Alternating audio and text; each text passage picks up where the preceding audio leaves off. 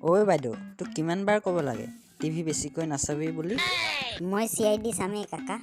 তই চিআইডি চাই চাই কি কৰি থাক? চিআইডি কৰি থাক ন? ইয়াৰ পৰাই তই চিআইডি শিকি লৈছ মানে ন? তো চিআইডিৰ পৰাই মই বহুত বস্তু শিকি লৈছোঁ। টকা টিভিত মই সোমাম আৰু চিআইডি চাই তই মোক চিআইডি কৰিবি। চিআইডি চাব মন আছে যদি তই নিজে টিভি কিনি ল।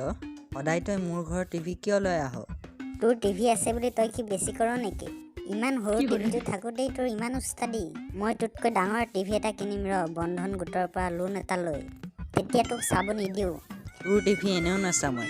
টিভি কিনিব পাৰিবি, কিন্তু বন্ধন লোন লৈ কিস্তি মাৰিবলৈ যেন মোৰ পৰা টকা খুজিবি, তেতিয়া কোনে দিব তোক? মোৰ ভৰিত পৰি টকা খুজিলেও নিদিওঁ তোক।